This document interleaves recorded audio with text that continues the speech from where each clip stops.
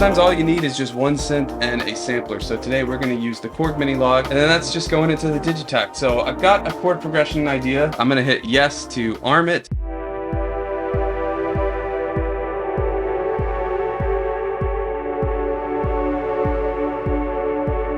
Now, the reason that I think the Digitakt is underrated for sample flips, and specifically beats, because you see a lot of 4-on-the-floor type music, house, techno, all that kind of stuff, but the machines on here, the slice machine and warp machine, are just awesome for doing all kinds of trippy things to a sample, and we'll put it on slice because you can get some very interesting chops by getting those in-between chords where you've got some of one chord ringing out and another playing. The first thing we're going to need to do, though, is change this drum beat, and let's just do something very simple. We're on the stock drum sound, so let's change those a little bit and take this beat.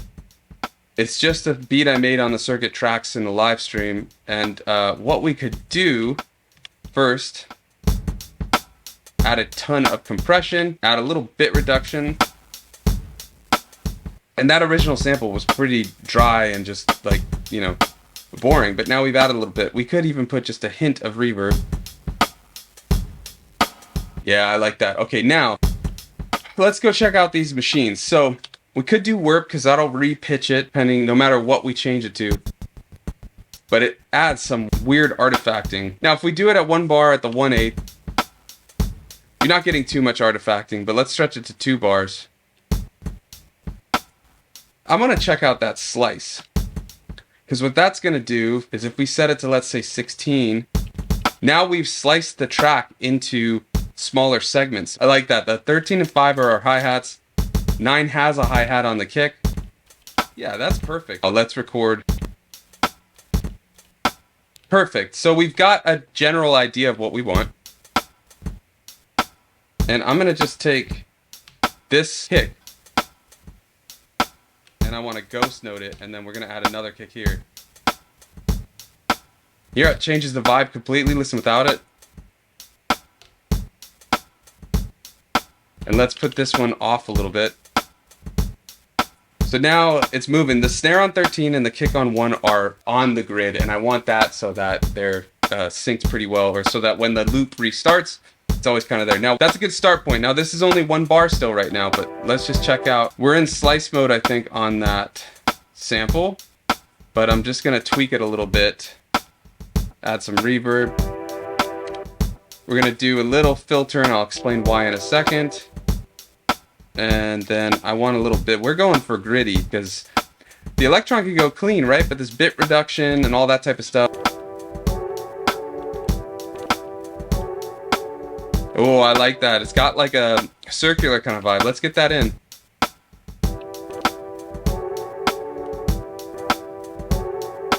Now I want to just test something. We're going to add no note, but if we hold function, we can get a program section. Or I'm going to drop the volume. Now what we're doing is we're making an automation spot, and we're just dropping here the volume, you can see right here, to 0. And now that's giving it a little more groove.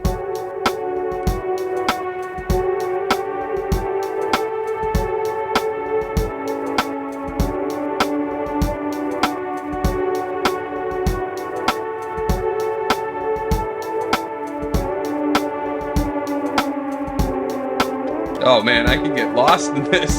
I like that. One thing I want to do though is grit up the drum a little more, actually, if we can. We didn't drop the octave again. Let's drop that octave. A little more bit reduction, the sample rate. Now one thing that I want to do is get back into here, and on 5 and 13, that snare, let's up that reverb. This sounds cool, but I want to grit it up more, the main part. So we're going to add some more overdrive, and then let's just see.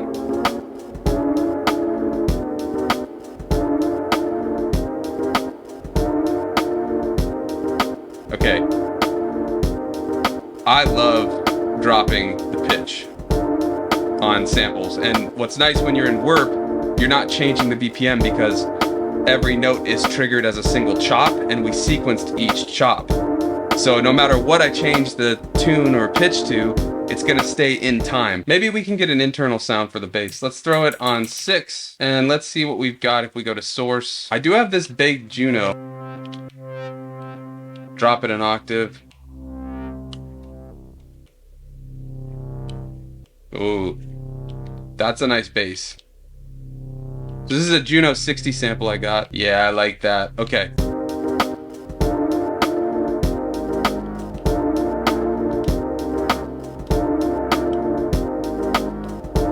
And we're gonna do that thing again, where on the second page, we're gonna program in those 0 levels.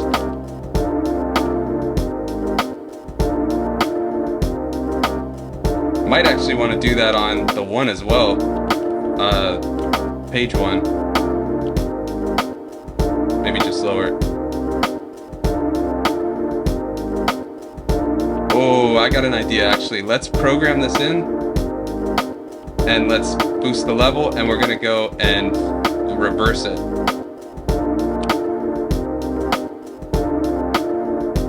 Yeah, that's cool. And we'll program that volume drop again. And here, let's set the length there. So the sample, if we can go check out the sample, you can see there's some silence here at the end. So for this reverse track to work, to get it to actually have sound, we had to go to the length and set it down. And that just allowed us to do it. I want to grit this up, and I don't have my SP at the moment. When I do the final jam, I will play it through the SP. But one thing you can do is just, you've got a dry wet on the compressor. So get a heavy compression. This is just the stock one, and I don't actually want it side chaining. We could do a side chain. We can try it, but let's see it without the side chain.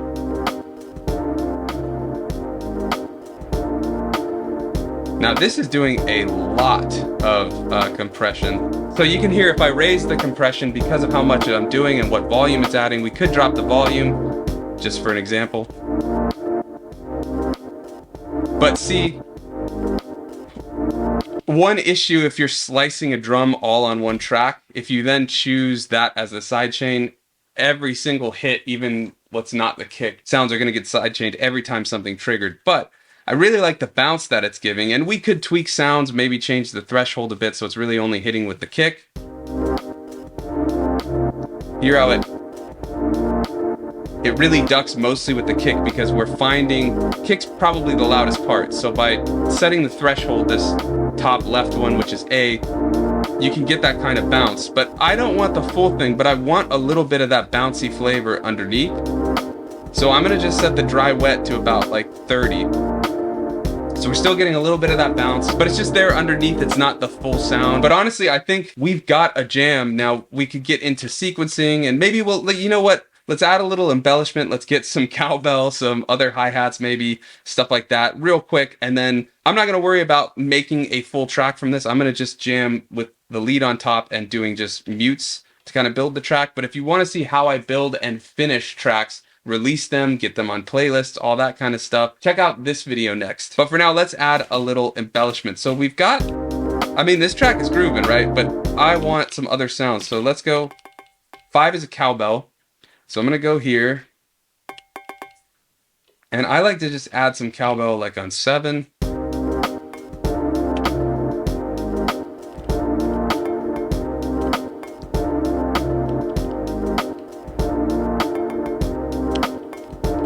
Let's do this. Here we go. Maybe that. I'm gonna raise the pitch. Now it kind of sounds like glass or something, but I like that.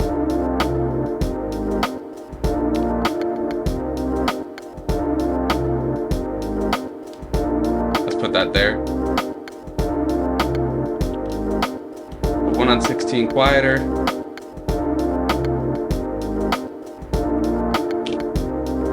There we go. And ghost notes. That's how you really liven up some drums. Okay, we're gonna just lower the overall volume, add some reverb, little distortion.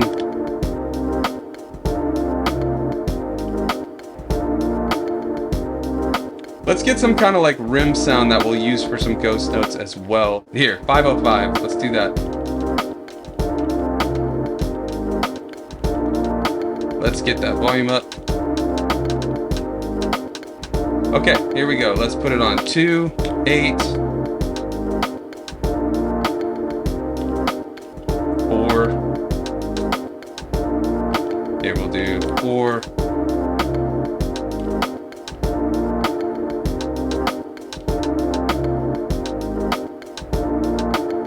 Okay, so it sounds kind of like crap right now, right? But what I'm gonna do is just, first I'm gonna drop the octave, and then the length.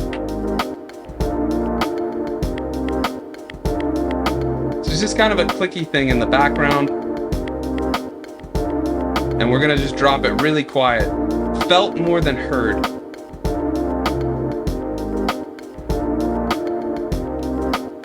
And then we still have 4. Maybe we'll add a hi-hat. Because I'm thinking now, like I said, I'm going to be doing mutes and stuff and I'm planning to play, so I don't know how much I'll turn on and off. But I'm thinking sequencing. So we want to keep building and adding layers and interesting dynamics so that the song never gets old. Because it is really just one loop playing over and over, right? A loop of the drums, a loop of this chopped section, and the bass. The ear candy, or reason you want to keep listening, is going to come in the layering and how you're stacking things on top and all that kind of stuff. So that's why we're adding all this little sounds, some of them not heard or really more felt, but they're all going to just add up to keeping the ear interested throughout maybe a 2-minute, 3-minute runtime. So 6 is the bass, 5, we have 4. Let's add another hi-hat. I wish I had like a loop of a oh, I know what we can do. I was going to say, I wish I had a loop of like a tambourine or an egg shaker or something, but we can take this rain. So we haven't really done much with the LFO yet, but we'll chop it in a weird way with the LFO. So we're going to trigger every note. I guess we can just do that. Hopefully that's not like horrible for it. Let me go. So here how it's triggering consistently. We're going to go into the LFO and we're going to go to the sample start time. Perfect. And then we'll go into maybe sample level.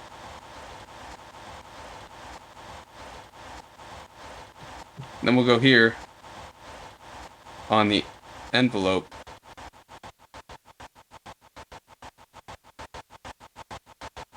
Hear that swing? Let's hear it with the drums. It almost sounds like slices or vinyl chops or something, like, you know, vinyl DJ sounds. And we can raise the pitch. If we had a third LFO, which I think the Digitakt 2 does, I would use it on the pitch to do like this. I guess we could automate it, like record that automation in. But we'll keep it there.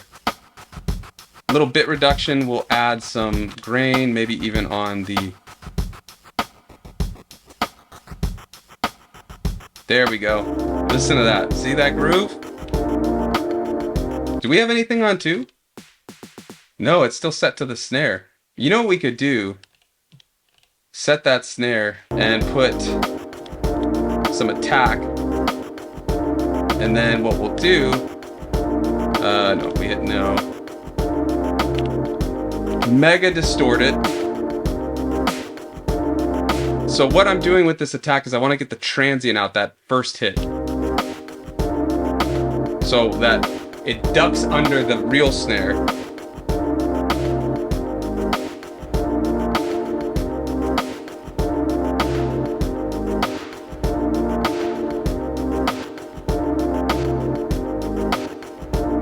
And I'm just going to put that quiet. So it's just there, buffing up that original snare, adding some sound. So what I could do, let's hear it with just, like, let's say the bass. So that's just the original snare. Now we'll put on. So if we do like a drop or a slower section where we drop out a lot of the sounds, we could add that snare in, introduce it, add some dynamics there. Like I'm thinking in the midway point, we have just the drums and the bass, and then that snare will come in that part. And then when we bring in the rest, now it's a little new again, right? Because there's a new sound. So that's beat making on the Digitakt. I know it's often used for more 4 on the floor type of stuff, but the sample machines and the workflow are incredible for making beats. And I know I've seen some people using like the Octatrack and things like that, but don't sleep on the Digitakt. It's not just a drum machine, and it's not just a 4 on the floor type of sound. You can do a lot with it. It's really underrated for sample flipping. A lot of things like the sample rate reduction, the bit reduction. We didn't really even get into LFO. Let's just do that real quick on this. Let's make it a little more Boards of Canada, right? So if we go and take this tune and just a little bit, I'm talking just a little, and set the BPM slower. Let me isolate that sound for you really quickly. So now at high levels, it sounds crazy, right? But at just a little bit, you're just getting enough pitch warble that it just kind of sounds like it's on tape or something. And we already have a lot of pitch warble from that Lo-Fi Junkie plugin. The other effect, let's just put it really quickly on filter frequency. And if we put up the envelope, now you're engaging that.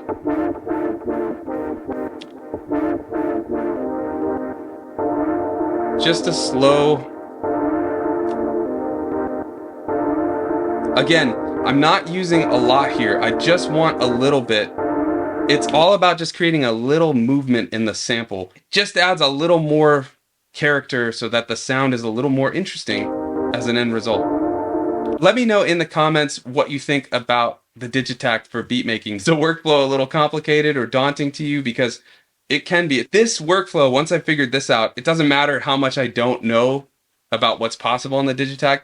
All I need to finish a beat is this workflow. The slice machine, chop it up, get a bass sound, do drums, do all those effects. If you're struggling to finish beats, try out a workflow like this. You can do this on another sampler, even on a DAW. If you want to help support the channel, check out the channel members. You get all kinds of stuff, exclusive videos, actually rebuilding this Dawless desk if you want to see all the process and how I do it, sample packs, all that kind of stuff. It's the best way to help support the channel, but just hanging out is more than enough. So let's jam out to this track, and I'll see you next time.